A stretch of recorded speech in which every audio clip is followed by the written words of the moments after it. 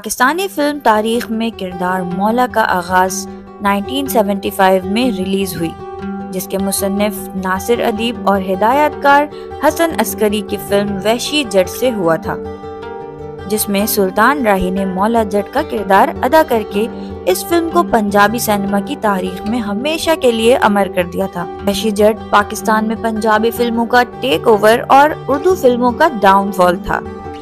یہ فلم اس قدر مقبول ہوئی کہ اس کا سیکول مصنف ناصر ادیب اور ہدایت کار یونس ملک کی فلم مولا جٹ کے نام سے بنایا گیا، جس کو پاکستان کی فلم تاریخ میں سب سے بڑی فلم کا درجہ حاصل ہے۔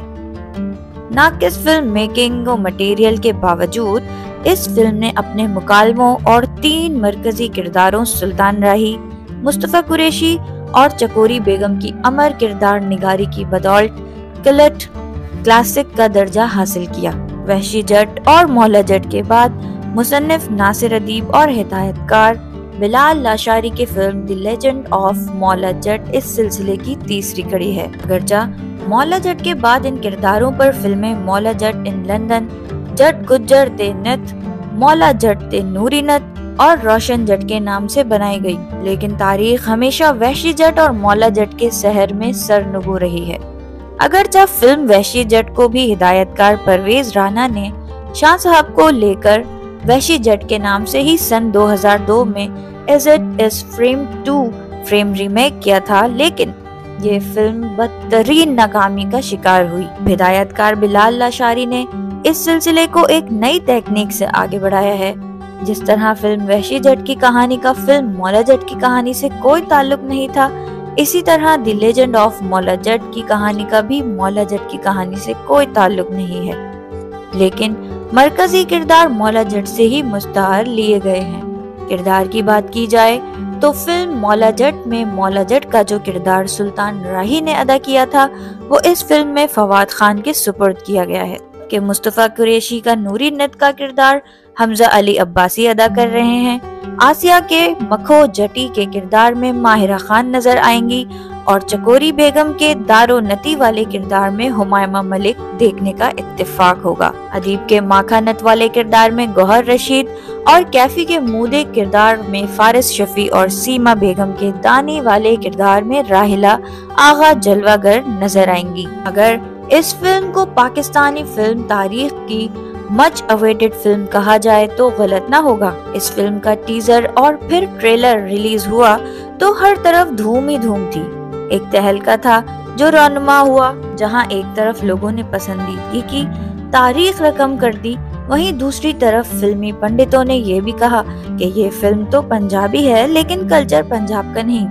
لیکن یہ کوئی نہیں جانتا کہ بلال لاشاری کیا جادو، کیا منتر، کیا طلسم برپا کرنے والا تھا، جس نے پاکستان میں فلم میکنگ کے معنی تبدیل کر دیے، جس نے معیار کا ایک ٹارگٹ سیٹ کر دیا کہ یہاں تک پہنچو گے تو اب ڈائریکشن کہلائے گی، ورنہ نہیں۔ وہ بلال لاشاری پاکستان میں تاریخ رقم کرنے جا رہا تھا اور ہم ماضی کو رو رہے تھے۔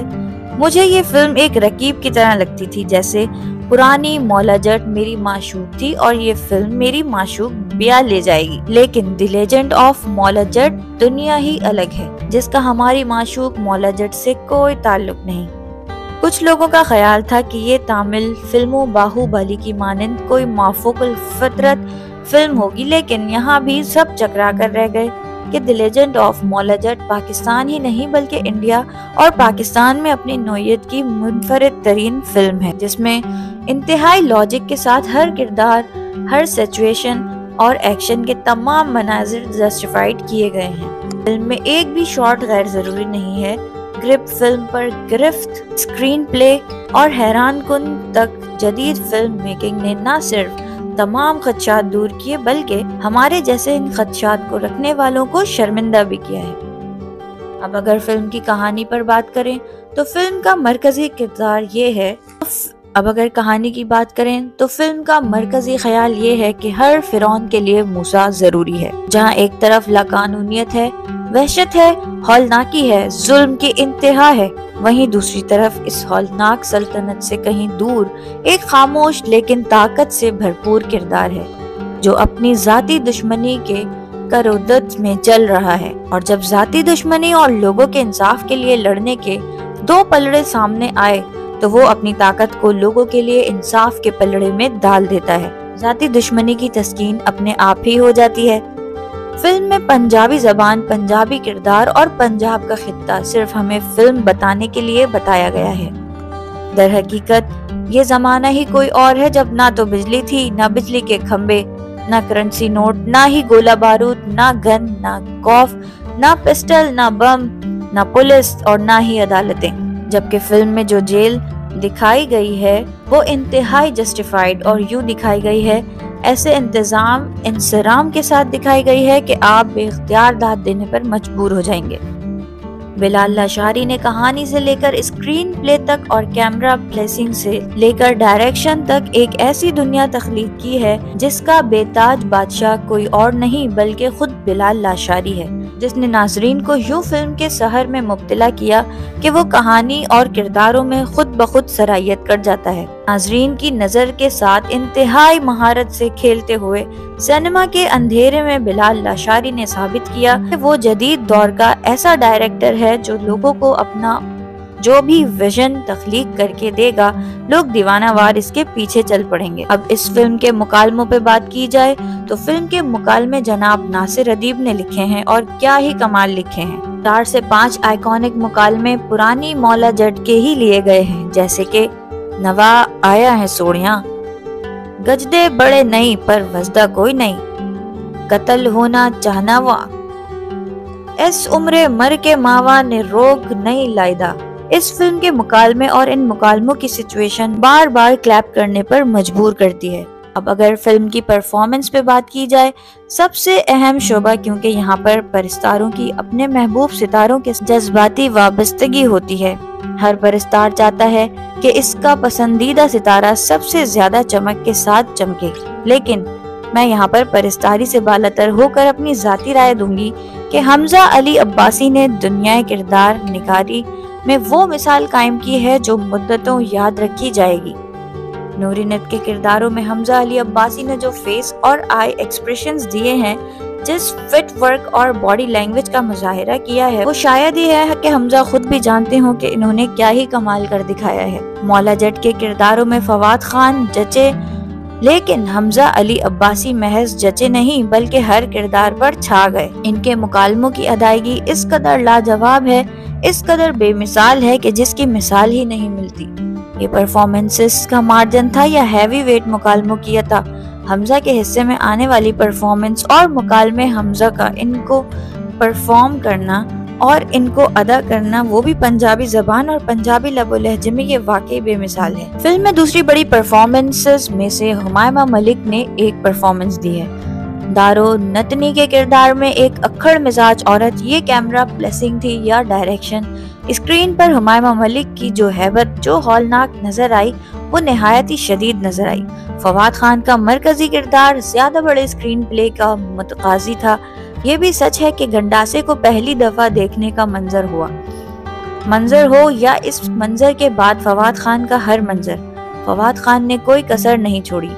माहिरा खान के लिए यहाँ सबसे बड़ी आजमाइश पंजाबी लुक्स और पंजाबी लबो लहजा थी, जिसको कमाल महारत से डायरेक्टर ने महदूद रखा। अगर सीन्स और मुकालमों की गिनती करें तो माहिरा खान की निस्बत हुमायमा मलिक के ज्यादा है। स्क्रीन को इंतहाई खूबसूरत और बैनुल अक़वामी मार्केट को मद्देनजर रखते हुए माहिरा खान ने अपने किरदारों के साथ बेहद इंसाफ किया और स्क्रीन को खूबसूरत रखने में सबसे बड़ा किरदार अदा किया। वहशत और खूबसूरती की इस आमेजिश से भरपूर फिल्म में खूबसूरती की जिम्मेदारी माहिरा खान के जिम्मे थी, जो इन्होंने बहरहाल निभा ली।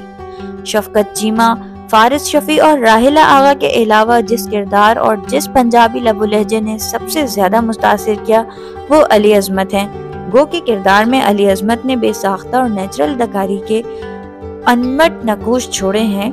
बाबर अली और रेशम की स्पेशल अपीयरेंस भी काबिल तारीफ थी। अब अगर फिल्म मेकिंग पे बात की जाए तो पाकिस्तानी फिल्म तारीख का सबसे बड़ा और जबरदस्त हैवी साउंड डिजाइन, सबसे बड़े सेट, पूरे का पूरा गांव तामीर करना था और इसे क्लाइमेक्स में तबाह बर्बाद करना, और सबसे बढ़कर फ्रेमिंग मुकम्मल तौर पर डायरेक्टर स्पेशल इस फिल्म में बिलाल लाशारी ने फिल्म मेकिंग के एक नए दौर का आगाज किया है। पाकिस्तान फिल्म तारीख अब 2 अदवार में तकसीम है, the legend of Maula Jatt से पहले का पाकिस्तान और the legend of Maula Jatt के बाद का पाकिस्तान।